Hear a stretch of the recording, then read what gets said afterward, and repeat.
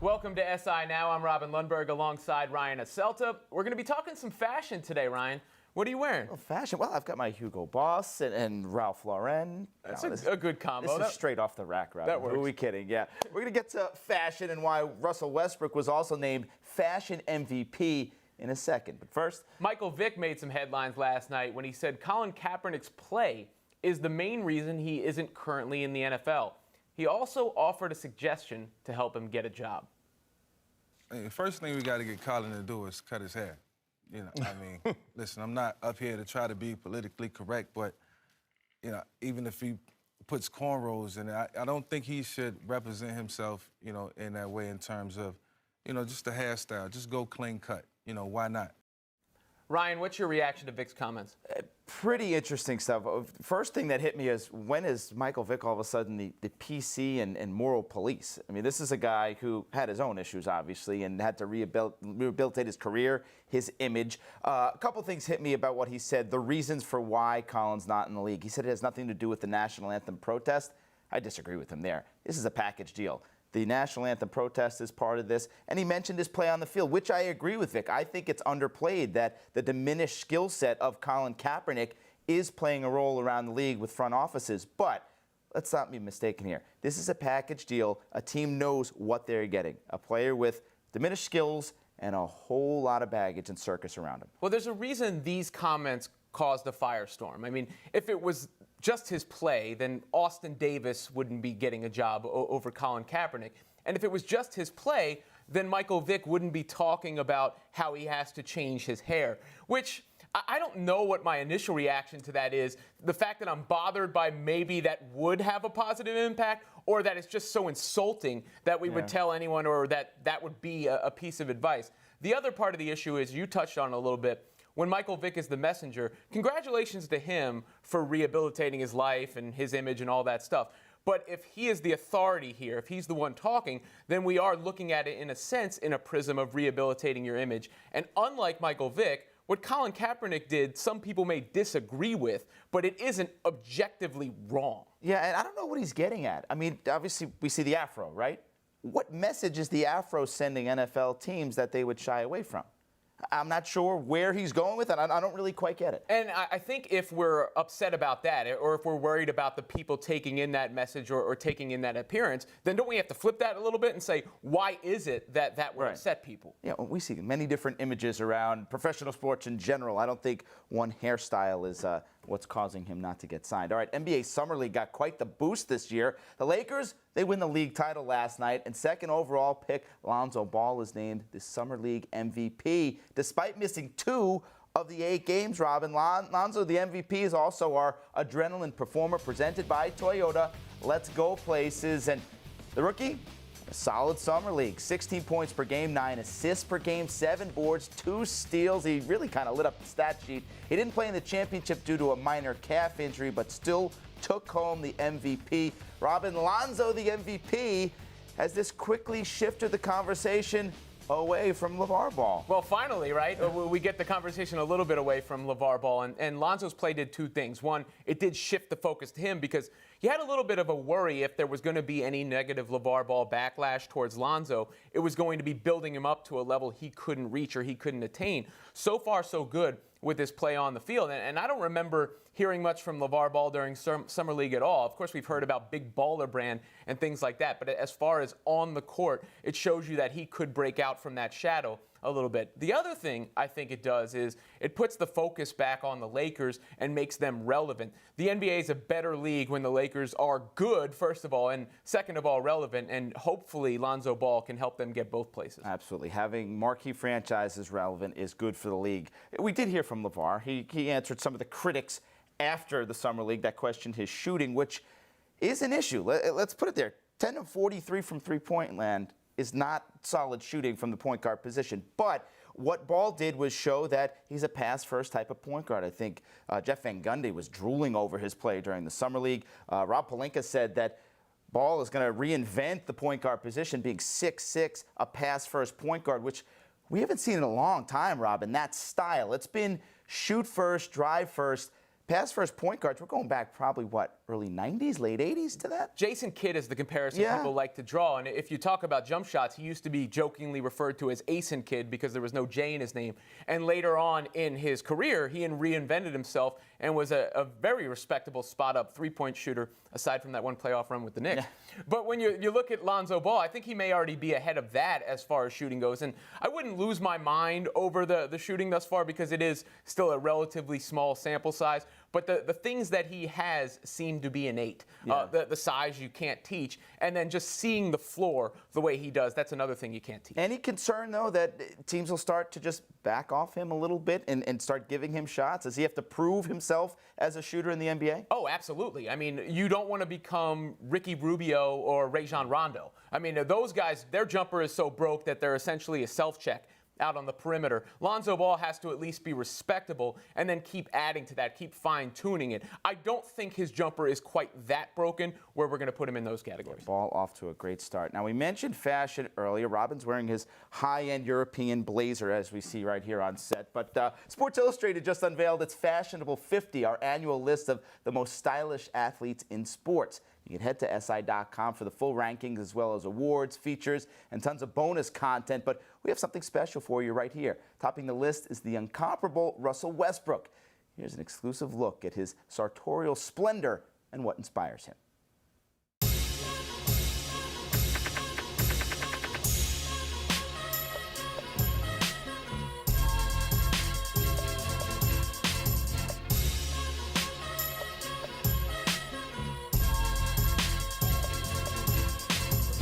Definitely, man. I think, especially with fashion, I think, you know, when you're putting clothes together or putting outfits together, you need to find the details, the color, the materials, the patterns to make sure it all go together. Just like a pocket square is to a suit.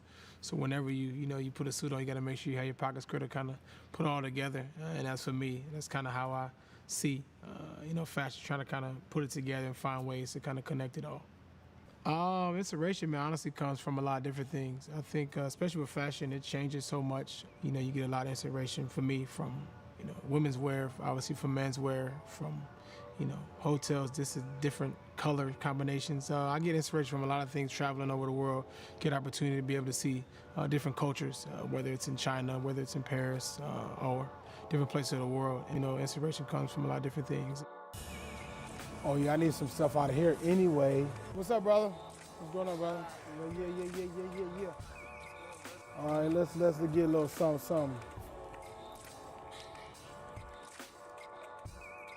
The best fashion week. I mean, it's tough. I think New York is great. Paris is great. Milan is great. I think they're great for different reasons.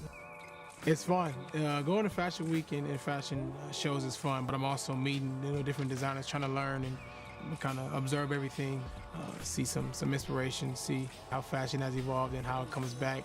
It kind of recycles itself, I think. So I just go with the flow. If I see something I like, I grab it. Usually I know if I like it right away, then I get it. If I don't, then I just keep walking.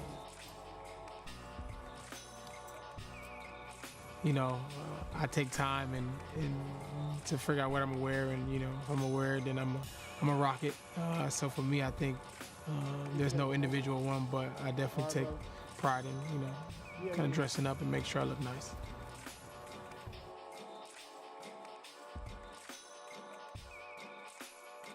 My mom has been a big inspiration because I think from day one she's always kind of made sure I was up to date on fashion, and even though we weren't always able to afford everything, but she always made sure that I was looking fresh and always up to date on that part.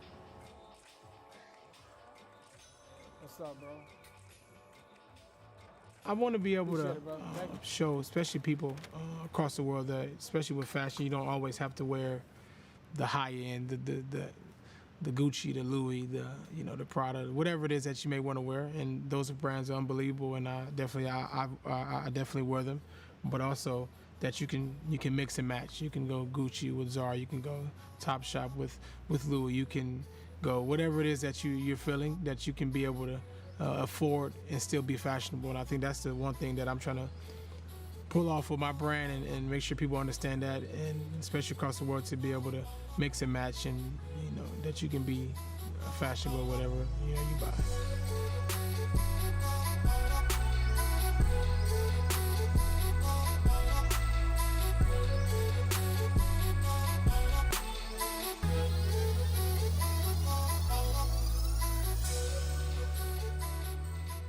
All right, let's shift to the NFL now, where yesterday's deadline for franchise tag players to sign long-term deals came and went in Washington. The Redskins and Kirk Cousins could not agree on a contract, and things quickly got ugly between the two sides. Let's welcome in SI NFL writer Jonathan Jones. And Jonathan, no deal, and Redskins president Bruce Allen went public. He laid out the offer that was given to Cousins back in May, saying Cousins' agent never even responded with a counteroffer.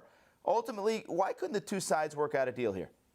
Well, there's a great deal of arrogance, right, on Washington's part to even to put this contract out and act like it was a good deal. When you look at what Kirk Cousins is going to make this year with the franchise tag, what he could make next year with either the franchise tag or the transition tag, it is essentially what the guaranteed money that Bruce Allen and Washington was offering to begin with back in May. And that is even before you consider Derek Carr's contract that came later on. And so they're playing a little bit with the wording and the dates right there. Ultimately, though, why they couldn't come to a decision was because Washington was absolutely lowballing Kirk Cousins. He knows what he's worth. He understands the leverage. And as these quarterback contracts continue to rise almost to meteoric levels as what we have seen, he is going to be making a lot more money. And I know that $58 million guaranteed sounds like a lot of money to us. It would be a great deal of money to me. That's not a lot of money to Kirk Cousins because he is going to be worth much more. Maybe it would have been a good deal for Kurt Cousins, which is what Allen called him during an interview. Cousins clearly prefers to play on these one-year contracts. The Redskins have a few options that could keep Cousins in D.C. for the next 2 seasons. Another franchise tag, or as you mentioned, the transition tag. How much damage has been done in this relationship, and what do you think the future is for Cousins in D.C.? Well, you'd have to imagine a lot of damage has been done. That, Bruce Allen and Washington are trying to swing the fans in their favor to try to portray Kirk Cousins or Kurt as greedy, that he's not willing to be a team player. And then, of course, that they don't say this, but that rolls into fan expectation of, well, he's going to take up so much of the salary cap. How are we going to pay for everybody else? He's only thinking about himself. They're going to start looking at what Joe Flacco's deal in Baltimore did to the Ravens a couple of years later. And so that statement in 6 paragraphs did so much more damage than not just coming to a deal and an agreement and saying nothing. My friend at the Washington Post, Jerry Brewer, actually put the percentage at 0.1% that Kirk Cousins will play for Washington after this season. He called it a lame duck season. I'm in total agreement with my friend Jerry Brewer. I think that Kirk Cousins is going to be a lame duck. He's going to go out there, and even if he has a mediocre season, he'll still make more in guaranteed money this year and next year than what Washington was offering him. Now, I see that Carolina blue behind you. In Charlotte, the Panthers surprisingly fired GM Dave Gettleman after he rescued the team out of salary cap hell and constructed a 15-1 team just 2 years ago. How shocking was this move around NFL circles? It was very shocking. No one saw it coming. And look, it would be shocking for any team to fire a GM in July, a week before training camp. It is especially shocking that the Panthers, who seem in great position to win the NFC South, I'm not saying that they're going to win the NFC South because they're going to have to compete against both Atlanta and Tampa to do so. But, they're primed for a rebound. Cam can't be as bad as he was last season. They have Christian McCaffrey. Dave Gettleman has made some very smart moves in the draft and free agency. And so for any team to fire a GM 8 days before training camp would be shocking, but certainly here in Carolina, where they have experienced 4 years of success under Dave Gettleman that they have never experienced before, going to a Super Bowl, 3 consecutive NFC South titles. This was a franchise that in the previous, 19 years had gone to the playoffs just 4 times. Gettleman, under his leadership, and of course Cam Newton, they've already gone 3 times. So it was very shocking. And then to understand why that, we don't have the full understanding of why, but we do know that, Dave rubbed some guys the wrong way, including some stars. And you're going to see, as you all just posted, some tweets from very unhappy former Carolina Panthers. Well, you have 2 unhappy current Carolina Panthers and 2 of the 6 team captains, Thomas Davis and Greg Olsen. Both of them want a contract extension. It seemed like Dave was having a hardline approach to that. And look, those 2 guys are 2 of Jerry Richardson's favorite players, not just on this team, but all time. Thomas Davis is going to have a statue outside of Bank of America Stadium when it's all said and done. Greg Olsen and Jerry Richardson are so close. Greg Olsen gave his son the middle name Jerry when he was born. So If you're going to play hardball with the owner's favorite two players, it's usually not going to work out in your favor. All right, Jonathan, speaking of dysfunctional relationships, how about Calvin Johnson and the Lions? Megatron seems to be clearly thinking about coming out of retirement, but doesn't sound like Detroit is where he wants to play. The Lions, meantime, they hold his rights, and they've invited him to training camp. What's going on here? Yeah, that invite to training camp was kind of hokey, wasn't it? Just the owner, GM, coming out there on radio and saying, yeah, we're going to invite Calvin to training camp. Well, shouldn't every former player or franchise player or guy who holds every receiving record in your franchise's history be welcome at training camp? So, whatever that was about. When it comes to Calvin, I think what he said was very overblown. Like, he gave his all to that franchise. They compensated him appropriately, even though if he made $130 million over his career, if you take away the salary cap, he probably should have made $300 million, right? He battled through injuries. He rarely complained during his decade there in Detroit. He never made noise there. And so, look, for him to come out and say, injuries played the number one role in me not doing this anymore. My body just did not want me to be an NFL wide receiver anymore. That's number one. But for him to say that the Lions were not in position to make it to the Super Bowl, well, last year, even with him, no one's going to pick them to win the Super Bowl. This year, if he comes back and is in the best shape of his life, no one's going to pick him to win the Super Bowl. They may not even pick the Lions to win their division. And so what he said isn't necessarily false. It's just difficult for a lot of fans to stomach because, well, you were so beloved, and he still is, but you kept it so quiet for so long, and now you're saying these things. I really don't think it was even that bad of a thing for him to say. All right, we'll see if Megatron makes an appearance, at least visit training camp, which, as you said, gets underway just about a week from now. NFL writer Jonathan Jones, thanks so much for being with us, man. Thank you. All right, now staying with the NFL, from dysfunction to a legend of the game. Our own Jeff Ritter sat down with all-time great quarterback Joe Montana to discuss Tom Brady and the current state of the 49ers franchise. Watch this. Montana looks to Raymond and hits Rice. Rice scores. The Panthers can go. Tom Brady, we'll start there. He made some news this year as a 5-time Super Bowl champion. Curious if you think that it's fair to evaluate a quarterback's greatness based on the number of rings. Seems like that's how things go, and obviously it's a team game, so it's really one of those things where it's just being in the right places at the right time and being lucky enough to have a great team, both offensively and defensively. It's tough to keep them together these days. What do you think of your old team, the Niners? They've got a new regime in. You've got John Lynch at the GM spot. Kyle Shanahan's the head coach. What's your take on the state of the franchise today? I think it's heading in the right direction. I like both those guys, and I think they're trying to change a culture that had been kind of destroyed from prior years, and won't be done tomorrow, but all of a sudden they were in the Super Bowl a while ago, and then it just took a dive, and sometimes make bad decisions in an organization, and I think letting Jim Harbaugh go was not a good decision on their part at that point in time. A month ago, you were in Israel, correct? At an event that Bob Kraft put on, kind of a grow the game initiative over there. How important is growing the game to you? Well, I just think it's fun to try to, the NFL obviously wants to spread the game around the world. There's so many sports fans around the world that once they start to understand the game, they become great fans of it. I talked with Jerry Rice, and he told stories about how he used to go play before practices back in the 80s. Did you ever join him? Did you have the golf bug then? Oh, he's crazy. I had to study. I had to tell him what to do all the time, right? Montana, Rice, he's open. No flags are down. Touchdown. I don't know how he got up there early. He was out there early at the break of dawn, and he would play. I don't know how many holes he could get in, and then come straight to practice. It was right across the street.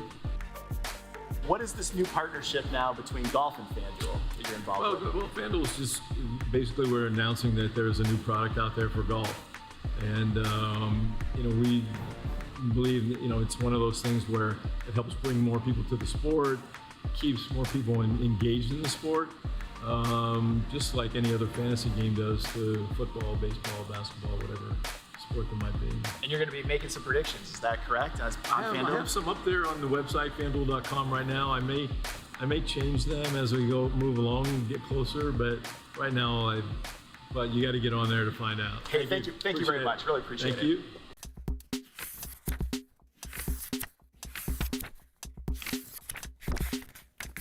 Back to the NBA, the Rockets have been buyers in putting together a squad, but now the whole team is for sale.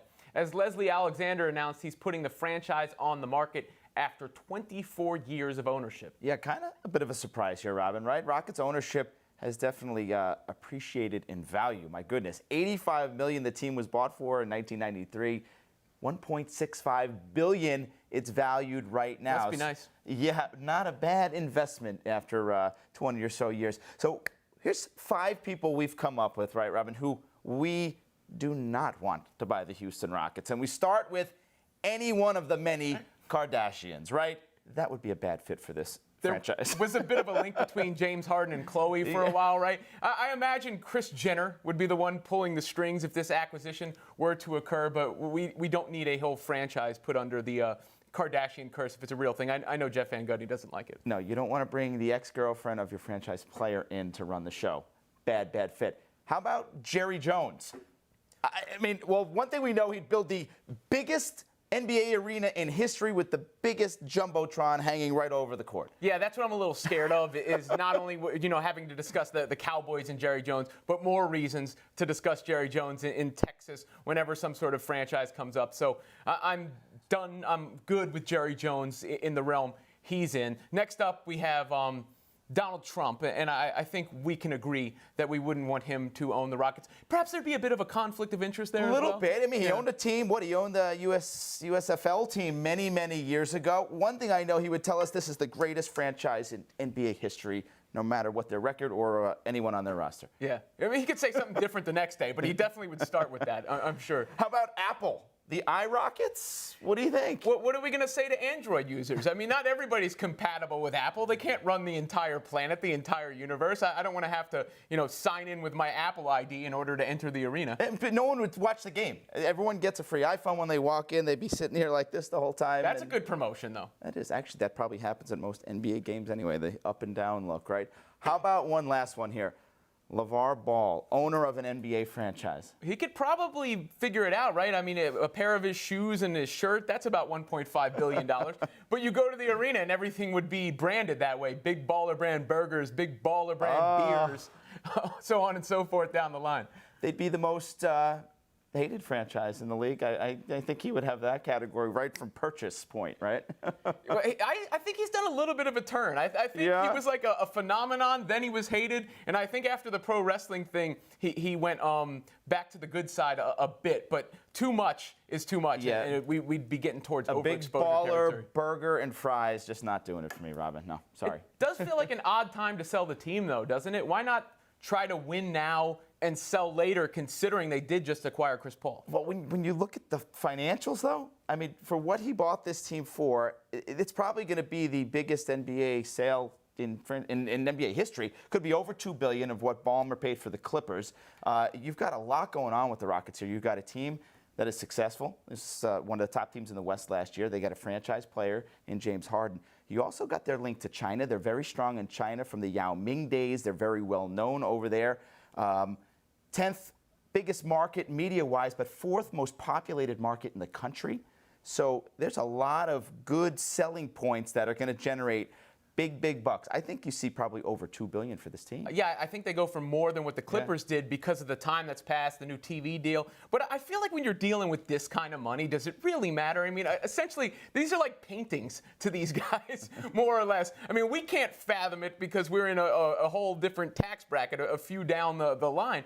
A few. Yeah, just a few. But really, when you've owned an NBA team for that long and you've got that much money, does it really matter to you to see the profits from it? This is funny money, right? This is his grandkids' money. He's in his 70s. I'm going to make as much for the rest of my family, my legacy, and then send it on down the line. But $2 billion, as good as that team is, that's tough to turn away that type of sale and price point, yeah. Well, soon we will be giving a funeral, I guess, to Les Alexander's Rockets ownership. Carlos Beltran, he hasn't used his glove in the field in 2 months. So yesterday, the Astros held a mock funeral for it. We put together some other things in the sports world it's time to say goodbye to.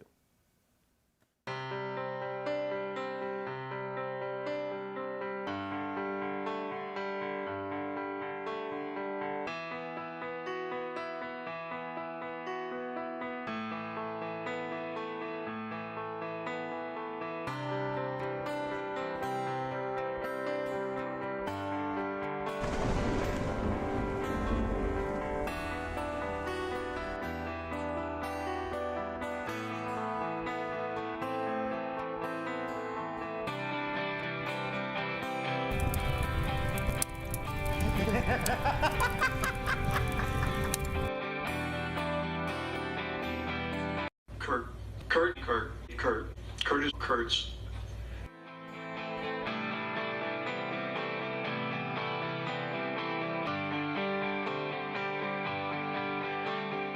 You like that? You like that?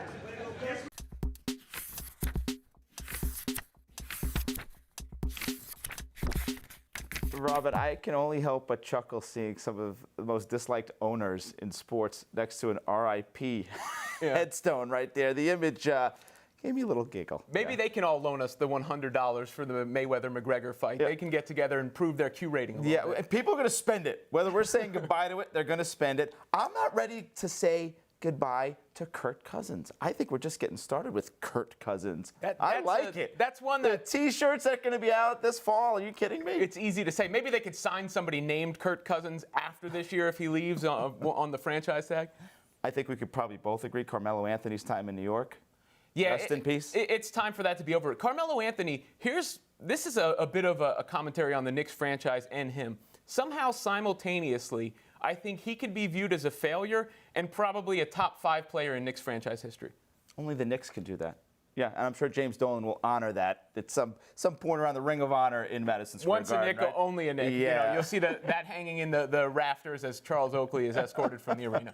All right, we are going to put to rest this Tuesday edition of SI Now. For Robin, I'm Ryan Asselta. Remember to stick with SI.com for all the latest in sports going on today and throughout the week. And also follow us on social media, Twitter, Instagram, and Facebook as well. We will see you tomorrow, Wednesday at 10:30 a.m. Eastern. Take care.